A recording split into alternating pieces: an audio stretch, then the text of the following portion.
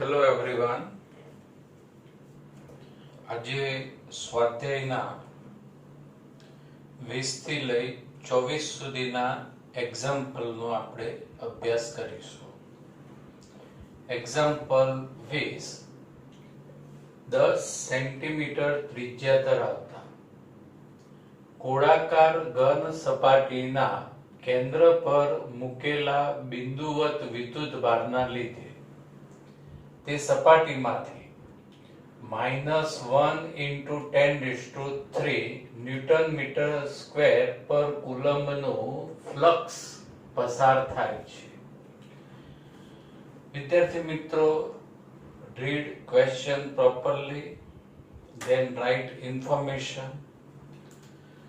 10 centimetre ત્રિજ્યાનો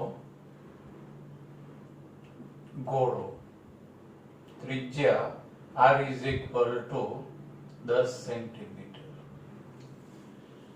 કેન્દ્ર પર મૂકેલ બિંદુવત વિદ્યુતભાર.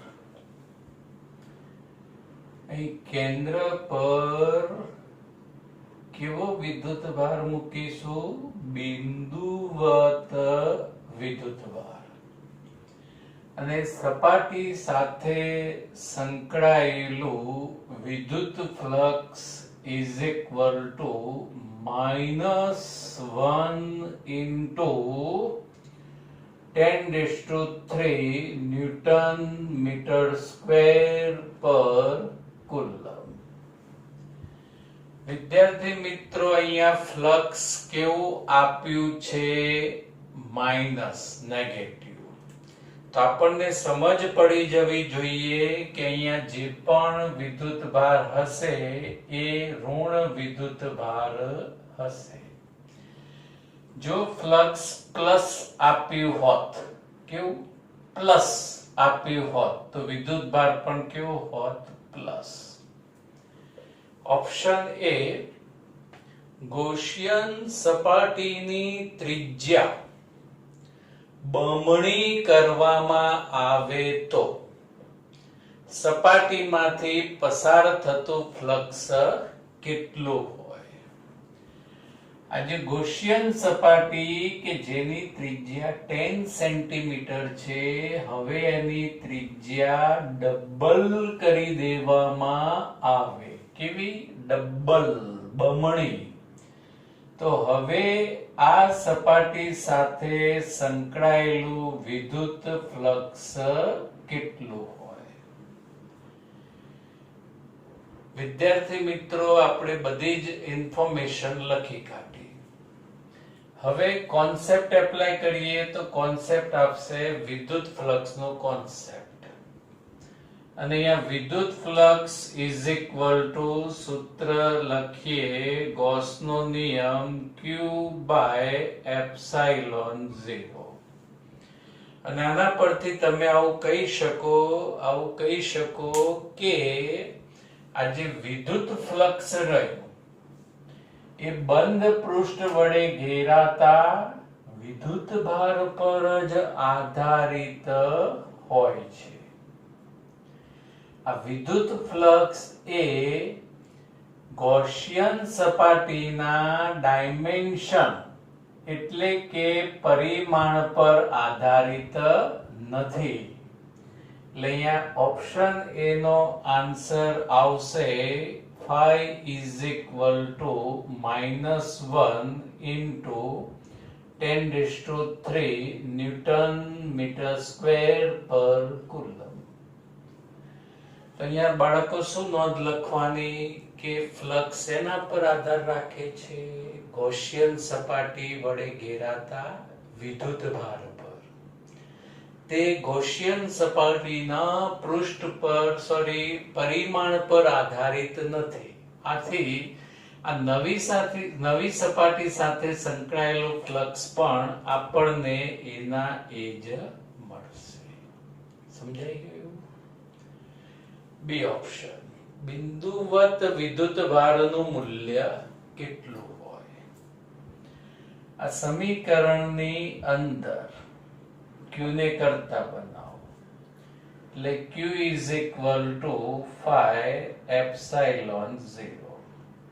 phi is equal to -1 into 10⁻3. Epsilon 0 ની કિંમત 8.85 into 10⁻12. એટલે અહીંયા બાળકો સાદુરૂપ આવશે 8.85 માઇનસ નિશાની અને અહીંયા 10 આનું સિમ્પ્લિફાય કરો તો કેટલું આવે એ બાળકો -9 કુલમ. આ જવાબ લખી શકાય, વધારે વ્યવસ્થિત લખીએ તો -8.85 નેનો કુલમ. બંધ સપાટી દ્વારા ઘેરાતો વિદ્યુત ભાર ગણી શકાય. બાળકો એક્ઝામ્પલ 20 ક્લિયર. હવે એક્ઝામ્પલ 21 પણ લગભગ બેઝિક એમસીક્યુ માં જ પૂછી શકાય. રકમ આની સમજો. 10 સેન્ટીમીટર ત્રિજ્યાના એક વાહક ગોળા પર અજ્ઞાત વિદ્યુતભાર છે, અનનોન વિદ્યુતભાર છે, જાણતા નથી. ગોળાના કેન્દ્રથી 20 સેન્ટીમીટર દૂર ના બિંદુએ વિદ્યુત ક્ષેત્ર -1.5 into 10⁻³ ન્યૂટન પર કુલમ ત્રિજ્યાવર્તી દિશામાં અંદરની તરફ હોય તો ગોળા પરનો વિદ્યુતભાર કેટલો? બાળકો ઇન્ફોર્મેશન આની લખી કાઢીએ. આ વાહક ગોળો જેની ત્રિજ્યા છે 10 સેન્ટીમીટર, ટનાટન 10 સેન્ટીમીટર, ગોળાના કેન્દ્રથી 20 સેન્ટીમીટરના દૂર રહેલા બિંદુએ આ કેન્દ્રથી નીકળ્યા, અહીં પહોંચ્યા, થયું 10, ફરી પાછું બીજું 10 સેમી અંતર કાપ્યું એટલે કેન્દ્રથી કુલ અંતર થઈ ગયું ભાઈ 20. આને ગણીએ small r is equal to 20 centimetre. હવે P બિંદુ પાસે વિદ્યુત ક્ષેત્રનું મૂલ્ય આપ્યું છે -1.5 into 10⁻³ ન્યૂટન પર કુલમ. બાળકો માઇનસ નિશાની આપી છે તો તમે શું વિચારશો કે ગોળાની સપાટી પર જે વિદ્યુતભાર હશે એ વિદ્યુતભાર કયો હોવો જોઈએ? માઇનસ વિદ્યુતભાર. કયો વિદ્યુતભાર હશે? માઇનસ વિદ્યુતભાર. અને એ વિદ્યુતભારની કિંમત આપણે શોધવાની. સૂત્ર વિદ્યાર્થી મિત્રો વિચારીએ. તો થિયરીમાં ક્યાંક આવતું હતું કે ગોળાના બહારના ભાગમાં વિદ્યુત ક્ષેત્ર માટે ગોળા પરનો સમગ્ર વિદ્યુતભાર જાણે કે તેના કેન્દ્ર પર કેન્દ્રિત થયેલો હોય એ રીતે વર્તે છે. એટલે કે બાળકો બહારના ભાગમાં વિદ્યુત ક્ષેત્રનું સૂત્ર બિંદુવત વિદ્યુતભારના જેવું જ, એટલે E is equal to kq/r². જેને શોધવાના હોય ને કરતા બનાવી દો. Q is equal to ER²/k. E is equal to -1.5 into 10⁻³ અંતરનો સ્ક્વેર કયું અંતર મૂકીશું? આપણને એમ થાય કે 10 સેમી બી લખી દઈએ, 20 સેન્ટીમીટર બી લખી દઈએ. કયું અંતર મૂકીશું? તો 20 સેન્ટીમીટર. જે બિંદુએ વિદ્યુત ક્ષેત્ર આપ્યું છે તેનું કેન્દ્રથી અંતર અહીંયા આવશે 0.2². ખ્યાલ આવ્યો? અને મીટરમાં કન્વર્ટ કરે અને k ની કિંમત આવશે 9 ગુણ્યા 10 ની 9 ઘાત. હવે આનું કેલ્ક્યુલેટર થી આપણે સિમ્પ્લિફાય કરીએ તો સિમ્પ્લિફાય આવશે -6.67 into 10⁻⁹ કુલમ. અર્થાત ગોળા પરનો વિદ્યુત ભાર આવશે -6.67 નેનો કુલમ. -6.67 નેનો કુલમ અને માત્ર મૂલ્ય લખીએ તો 6.67 નેનો કુલમ. તો બાળકો અહીંયા ઇન્ફોર્મેશન આ રીતે લખી પછી વિચાર્યું કે ગોળાનો બહારનો ભાગ, બહારના ભાગમાં વિદ્યુત ક્ષેત્રનું સૂત્ર બિંદુવત વિદ્યુતભારના જેવું જ, જેની કિંમત શોધવાની હોય એને કરતા બનાવ્યા, કિંમત મૂકી અને સાદુરૂપ આપ્યું. આ ઋણ નિશાની વિદ્યુત ક્ષેત્રની ઇનસાઇડ અંદરની દિશા દર્શાવે, પ્લસ આપી હોત તો બહારની દિશા, તો વિદ્યુતભાર કમ્પ્લીટ ધનાધન ધન આવે. અહીંયા વિદ્યુતભાર ઋણ ગણી શકાય. સમજાઈ ગયું બાળકો? ઓકે. Next example 22. 2.4 મીટર નો વ્યાસ ધરાવતા બાળક, વ્યાસ આપ્યો છે, ત્રિજ્યા ભાગ્યા કરવી પડશે.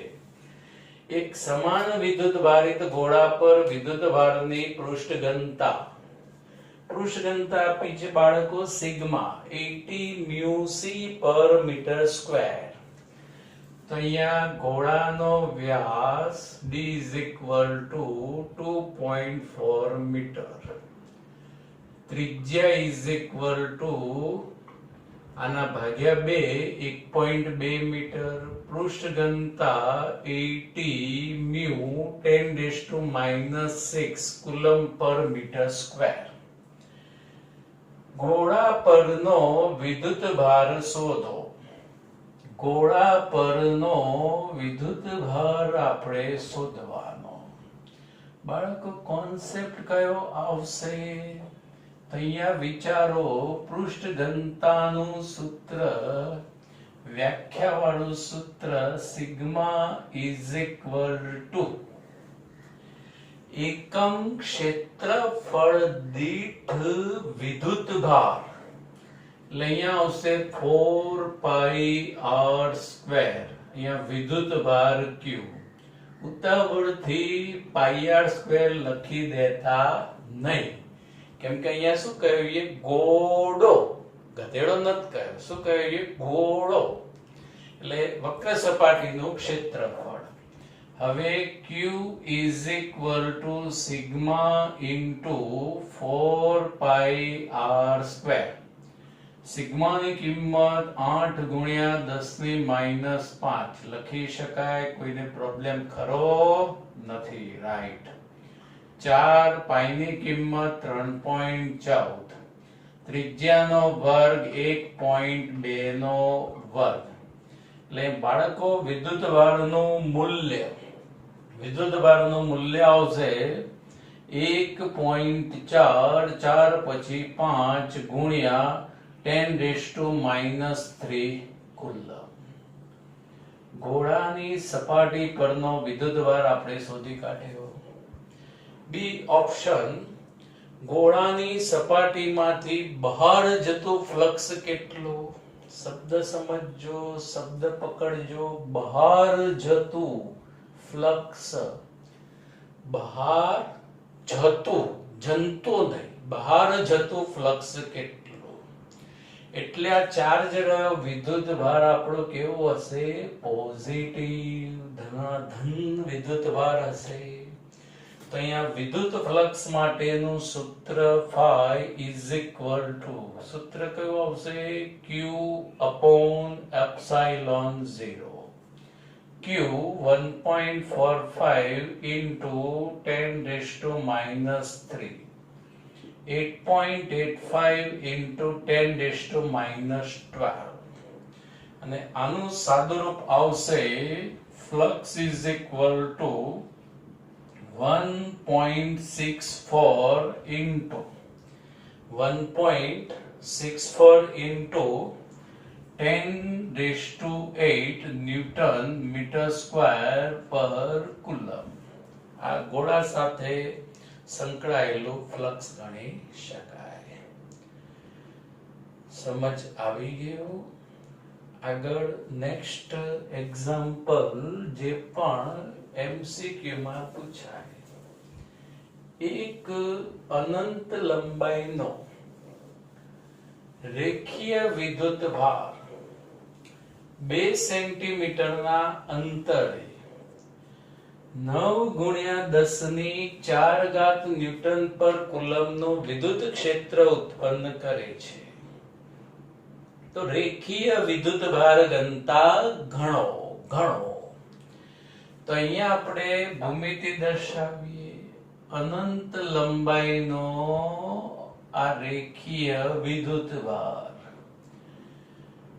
ઉપરની બાજુનો છેડો છેક પહોંચતો છે ભગવાન સુધી, નીચેનો છેડો જતો હશે છેક પાતાળ લોક સુધી. હવે આ તારથી 2 સેન્ટીમીટરના અંતરે r is equal to 2 સેન્ટીમીટરના અંતરે વિદ્યુત ક્ષેત્ર 9×10⁴ ન્યૂટન પર કુલમ્બ છે. તો રેખીય વિદ્યુત ભાર ઘનતા એટલે કે લેમ્બડા ગણો. Read question, write information. Think about the concept. તો અહીંયા અનંત લંબાઈનો રેખીય વિદ્યુત ભારિત તાર ચેપ્ટરની છેલ્લેથી ત્રીજી થિયરી આવશે. સૂત્ર બાળકો યાદ હોવું જોઈએ. અનંત લંબાઈના તારથી r અંતરે વિદ્યુત ક્ષેત્રનું સૂત્ર 1/2πε0 λ/r. આ પણ સૂત્ર ચાલી શકે, પણ હજુ થોડુંક વધારે સરળ બનાવીએ. અંશ અને છેદને 2 વડે ગુણી દઈએ તો અહીંયા થશે 2 લેમ્બડા. અહીંયા 2 ગુણાય શું થાય? 4πε0. એટલે અહીંયા 1/4πε0 એટલે કે અને r m ના m. આ સરળ રહેશે. થોડું લેમ્બડા ને કરતા બનાવી દો તો અહીંયા e r/2k. e ની કિંમત 9×10⁴. r અંતર 2 સેન્ટીમીટર કન્વર્ટ ઇન્ટુ મીટર ભાગ્યા 100.02 અથવા 2×10⁻². 2×9×10⁹ કે ની કિંમત. હવે બાળકો અહીંયા 9 કેન્સલ. આ 0.02 ની જગ્યાએ લખીએ 2×10⁻². એટલે 2 પણ ગયા. હવે અહીંયા 10⁻², નીચે 10⁻9. આનું સાદુરૂપ આવશે 10⁻7. અને લેમ્બડાનો એકમ કયો લખાય? કુલમ પર મીટર. આ વિદ્યુત ભારની રેખીય ઘનતા આપણે શોધી કાઢી. સમજમાં આવી ગયું? ઓકે. Next example number 24. બે મોટી પાતળી ધાતુની પ્લેટો એકબીજાની નજીક અને સમાંતર છે. તો બે ધાતુની મોટી અને એકબીજાને સમાંતર મૂકેલી પ્લેટો આ રીતે આપણે ગોઠવીએ. તેમની અંદરની બાજુઓ પર વિરુદ્ધ ચિહ્નો ધરાવતી અને 17×10⁻22 કુલમ પર મીટર સ્ક્વેર જેટલા મૂલ્યની વિદ્યુત ભારની પૃષ્ઠ ઘનતા છે. તો અહીંયા વિદ્યુત ભારની પૃષ્ઠ ઘનતા પ્લસ સિગ્મા, તો અહીંયા આવશે વિરુદ્ધ નિશાની એટલે કે માઇનસ સિગ્મા. ઓપ્શન એ લખ્યું નથી, ઓપ્શન બી લખ્યું નથી, ઓપ્શન સી પણ લખ્યું નથી. કન્ફ્યુઝ ના થતા ઓપ્શન એ માં આવું આપ્યું છે કે પ્રથમ પ્લેટની ડાબી બાજુએ વિદ્યુત ક્ષેત્ર શોધો, બીજી પ્લેટની જમણી બાજુએ પણ વિદ્યુત ક્ષેત્ર શોધો અને બે પ્લેટોની વચ્ચે મધ્યમાં પણ વિદ્યુત ક્ષેત્ર શોધો. આ ત્રણ જગ્યાએ આપણે વિદ્યુત ક્ષેત્ર વિદ્યાર્થી મિત્રો શોધવાનું છે. અહીંયા થોડીક સંતા કુકડીની રમત રમવી પડશે આવા એક્ઝામ્પલ ને એમસીક્યુ માટે. તો ચાલો વિદ્યાર્થી મિત્રો સંતા કુકડી રમવા તૈયાર થઈ જાઓ. પહેલા તો એક પ્લેટને સંતાડી દઈએ. સંતાડી દીધી, કોઈ દેખાતું નથી ને. હવે આ જે પ્રથમ પ્લેટ રહી, કઈ પ્લેટ? પ્રથમ પ્લેટ રહી, એના પર વિદ્યુત ભાર ધન છે એટલે એનું વિદ્યુત ક્ષેત્ર હોવાનું ત્રિજ્યાવર્તી બહારની તરફ. અહીંયા વિદ્યુત ક્ષેત્ર E1 પહેલી પ્લેટનું ક્ષેત્ર. આ 3 નંબરના બિંદુ પાસે પણ એનું વિદ્યુત ક્ષેત્ર બહારની તરફ E1 અને બે બિંદુ પાસે પણ એનું વિદ્યુત ક્ષેત્ર ત્રિજ્યાવર્તી બહારની તરફ. થિયરીમાં આપણે ભણી ગયેલા કે સમતલનું વિદ્યુત ક્ષેત્ર અંતર પર આધારિત નથી. ધનનું ક્ષેત્ર બહારની તરફ અને ઋણનું વિદ્યુત ક્ષેત્ર એટલે કે પ્લેટ ઉપર ઋણ વિદ્યુત ભાર હોય તો એનું વિદ્યુત ક્ષેત્ર પ્લેટ તરફ હોય છે. હવે આ જ રીતે પ્લેટ 1 ને સંતાડી દઈશું. પ્લેટ 1 ને સંતાડી દઈએ તો આ ઋણ પ્લેટનું બે બિંદુ પાસે વિદ્યુત ક્ષેત્ર આવશે અંદરની તરફ અને આ વિદ્યુત ક્ષેત્ર વિદ્યાર્થી મિત્રો ગણીએ E2. 3 નું વિદ્યુત ક્ષેત્ર પણ પ્લેટ તરફ આવશે, ઋણ તરફ આવશે. આ સમજાયું બરાબર? E2. અને 1 નંબર પાસે પણ આ ઋણ પ્લેટનું વિદ્યુત ક્ષેત્ર પ્લેટ તરફ આવશે E2. ફરી એકવાર બાળકો આ સમજો. આ રીતે પહેલા બે પ્લેટ દોરી દેવાની, વિરુદ્ધ નિશાનીની પૃષ્ઠ ઘનતા. એક પ્લેટ સંતાડી દો, બિંદુ 1, 2 અને 3. આ ધન પ્લેટનું ક્ષેત્ર 12. પછી આ પ્લેટ સંતાડી દો અને એનું ઋણનું ક્ષેત્ર અંદરની તરફ, તો અહીંયા અંદર, આ પણ અંદરની તરફ. હવે આ બિંદુ 1 પાસે પરિણામી વિદ્યુત ક્ષેત્ર E is equal to E1 minus E2. E1 is equal to sigma by 2 epsilon 0. અહીંયા પણ sigma by 2 epsilon 0 એટલે પરિણામી ક્ષેત્ર 0. પેમ્પલેટ્સ કરતા આ રીતથી ગણજો, વધારે અનુકૂળતા રહેશે. આ જ રીતે બિંદુ 2 પાસે પણ પરિણામી વિદ્યુત ક્ષેત્ર દિશા વિરુદ્ધ છે એટલે E1 minus E2. sigma by 2 epsilon 0, sigma by 2 epsilon 0 equal to 0. બિંદુ 3 પાસે પરિણામી વિદ્યુત ક્ષેત્ર E1 minus E2. માઇનસ આવશે. જુઓ બરાબર, જુઓ દિશા કેવી છે, એક જ દિશા એટલે અહીં શું આવશે? પ્લસ આવશે. Sigma by 2 epsilon 0 plus sigma by 2 epsilon 0 અહીંયા આવશે sigma by epsilon 0. Sigma is equal to કિંમત આપી છે 17 ગુણ્યા 10 ની માઈનસ 22.